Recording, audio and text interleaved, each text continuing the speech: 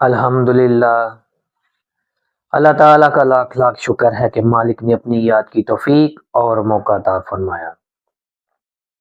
لاکھوں اور کروڑوں درود حضرت محمد مصطفیٰ صلی اللہ علیہ وآلہ وسلم پر، جن کے طفیل مالک الملک نے یہ مہربانی عطا فرمائی۔ سامعین کرام، اللہ تعالیٰ نے قرآن پاک میں ارشاد فرمایا، اور یاد کرو جب تم نے حضرت موسیٰ علیہ السلام سے کہا کہ اے موسیٰ، ہم ایک کھانے پر اکتفا نہیں کر سکتے، تو اپنے رب سے کہو کہ ہمیں وہ ایسی چیزیں عطا فرمائے جو زمین سے اگتی ہیں، ساگ، ککڑی، گندم، مسور اور پیاز۔ حضرت موسیٰ علیہ السلام نے کہا کہ تم وہ مانگتے ہو جو ادنا ہے، اس کے بدلے جو اعلیٰ ہے۔ اچھا، مصر یا کسی شہر میں اترو، وہاں تمہیں یہ سب چیزیں ملیں گی جو تم نے مانگا ہے۔ اللہ تعالیٰ نے ان پر ذلت مسکنت کو مسلط کر دیا۔ اللہ تعالیٰ کا ان پر غضب ہوا، اس وجہ سے کہ وہ اللہ تعالیٰ کی نشانیوں سے انکار کرتے تھے اور نبیوں کو ناحق قتل کرتے تھے۔ یہ اس لیے کہ وہ نافرمان تھے اور حد سے بڑھنے والے تھے۔ سامعین کرام، اللہ تعالیٰ ان کے آباء و اجداد کی تاریخی واقعات ما دلائل انہیں سنا رہا ہے کہ تمہارے آباء و اجداد پر بڑی مہربانیاں ہوئیں اور ہمیشہ انہوں نے نافرمانیاں کی، اور اسی طرح اب تم بھی نافرمانیاں کر رہے ہو۔ اللہ تعالیٰ کی طرف سے ان پر بہت سی نعمتیں نازل ہوئیں، مگر ہر نعمت کے بعد انہوں نے ناشکری کی۔ اس ناشکری کے نتیجے میں اللہ تعالیٰ کا عذاب نازل ہوا اور وہ ذلیل و خوار ہو گئے۔ نبی پاک صلی اللہ علیہ وآلہ وسلم کی صورت میں جو نعمت اللہ تعالیٰ کی تم پر نازل ہوئی ہے، اگر تم اب بھی اسی طرح انکار کرو گے تو تمہارا انجام بھی اسی طرح ہوگا، تم بھی ذلیل و خوار ہو جاؤ گے۔ لیکن جس طرح اس وقت اللہ تعالیٰ کے راستے پر ثابت قدم لوگ کامیاب ہوئے، اسی طرح اب بھی نبی کریم صلی اللہ علیہ وآلہ وسلم کے ماننے والے غلام کامیاب ہوں گے۔ تمہاری دولت، تمہاری جائیدادیں، تمہارا سب کچھ نبی کریم صلی اللہ علیہ وآلہ وسلم کے غلاموں کے قبضے میں آ جائے گا اور تم ذلیل و خوار ہو کر یہاں سے نکل جاؤ گے۔ سامعین کرام، اللہ تعالیٰ نے قرآن پاک میں انہیں یہ واقعات اور نعمتیں ایک ایک گنوائیں۔ یہ ارشاد ان کے 10ویں انکار اور نافرمانی کے متعلق ہے۔ ان پر اللہ تعالیٰ کی اتنی بڑی نعمتیں تھی کہ آسمان سے ان کا کھانا وہ من کی شکل میں شہد کی طرح میٹھا، دودھ کی طرح سفید اور حلوے کی شکل کا تھا، جس کو صبح سویرے اٹھ کر یہ کھاتے تھے۔ پھر نمکین کھانا بٹیرے کی شکل میں، جس کو سلوا کہتے ہیں، وہ آسمان سے خود آتا تھا اور خود بخود بنا ہوا ہوتا تھا۔ پھر اللہ تعالیٰ نے چٹان پر حضرت موسیٰ علیہ السلام کی ایک ضرب سے ان کے لیے پانی کے 12 چشمے نکال دیے، حتیٰ کہ ان کی جتنی ضروریات تھی وہ اللہ تعالیٰ کی طرف سے پوری ہو رہی تھی۔ لیکن شیطان اور نفس نے جس طرح پہلے ان کو گمراہ کیا تھا، یہاں 10ویں بار پھر انہیں گمراہ کر دیا۔ ان کے دل میں یہ خیال پیدا کر دیا کہ جس طرح ہم مصر میں گندم، ککڑیاں، مسور اور دوسری سبزیاں کھاتے تھے، اس طرح یہاں بھی ہم کو ملے اور وہ ہم کھائیں۔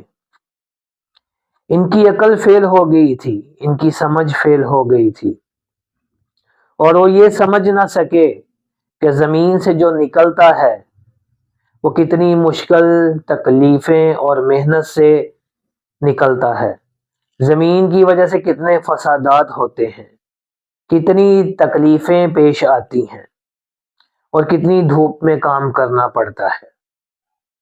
اس سے جو حاصل ہوتا ہے اس کے انتظار میں بھی بہت تکلیف ہوتی ہے، پھر اس کی قسم بھی ادنا ہوتی ہے۔ اس کے مقابلے میں اللہ تعالی نے ان کو من و سلوہ مفت عطا فرمایا تھا۔ یہ سب ان کی کم عقلی بے سمجھی تھی کہ انہوں نے اعلیٰ چیز کے بدلے ادنا چیز طلب کی۔ انہوں نے پھر حضرت موسیٰ علیہ السلام کے ذریعے اللہ تعالیٰ سے درخواست کی۔ حضرت موسیٰ علیہ السلام نے ان کو کہا بھی کہ یہ تم کیا کر رہے ہو؟ تم اچھی چیز کے بدلے ایک معمولی چیز مانگ رہے ہو، لیکن جو ان کی قسمت میں تھا وہی ان کو ملنا تھا۔ اللہ تعالیٰ نے حکم فرمایا، اگر تم یہی چاہتے ہو تو پھر اتر جاؤ اس شہر میں اور یہاں سے تم کو سب کچھ ملے گا، سب چیزیں اگی ہوئی جن کا تم سوال کر رہے ہو۔ پھر اللہ تعالیٰ نے ان پر ذلت، تکلیف اور مسکنت مسلط کر دی، اس طرح کہ انہوں نے زمینوں میں ہل چلانا شروع کیا، گرمی اور دھوپ میں ایک دوسرے کے ساتھ زمینوں پر لڑنا شروع کر دیا، زمین سے جو نکلتا تھا اس کا انتظار کیا اور پھر اس کو پکایا، اور اس کا معیار بھی اس کے مقابلے میں گھٹیا تھا۔ ان پر غضب نازل ہوا، اللہ تعالیٰ کی ناراضگی ہوئی، ان کی عقل سمجھ فیل ہو گئی، کیونکہ وہ لوگ ہمیشہ اللہ تعالیٰ کی نشانیوں سے انکار کرتے تھے۔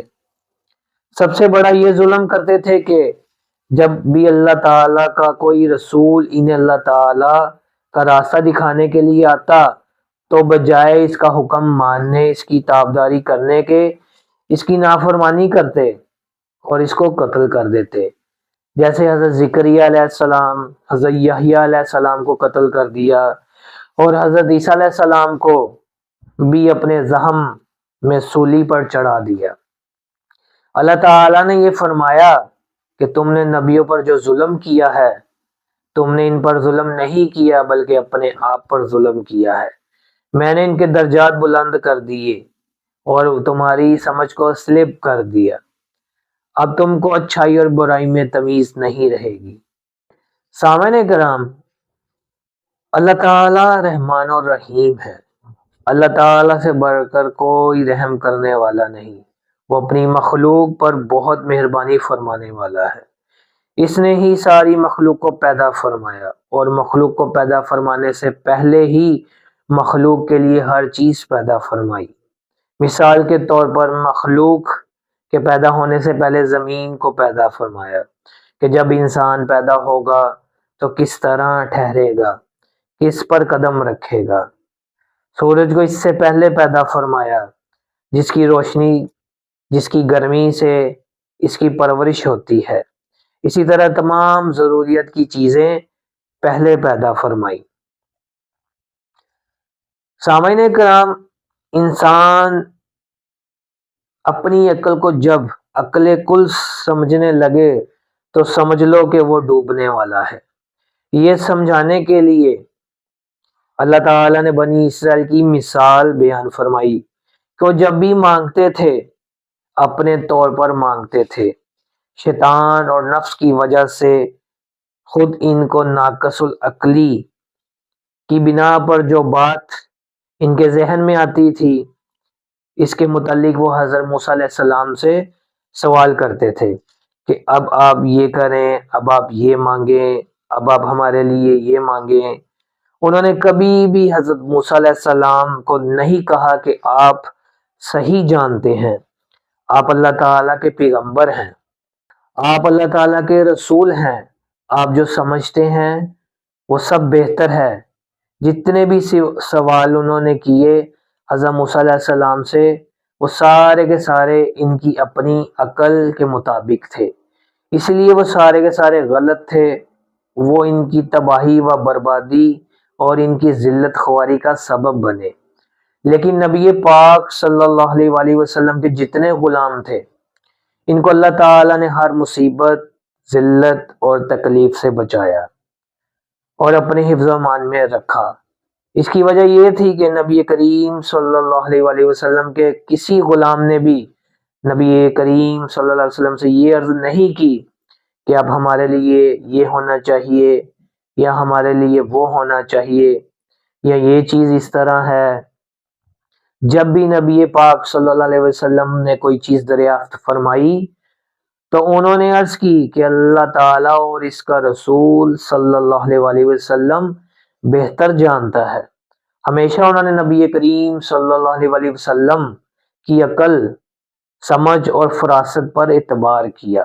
یہی سمجھا کہ نبی پاک صلی اللہ علیہ وآلہ وسلم ہر چیز سے واقف ہیں۔ جو نبی پاک صلی اللہ علیہ وسلم کریں گے وہ اللہ تعالیٰ کے حکم کے مطابق صحیح ہوگا۔ یہی وجہ ہے کہ نبی پاک صلی اللہ علیہ وآلہ وسلم کے غلام ہمیشہ سرخرو، سرفراز اور غالب رہے۔ ہمیشہ اللہ تعالیٰ نے انہیں اپنے حفظ و امان میں رکھا۔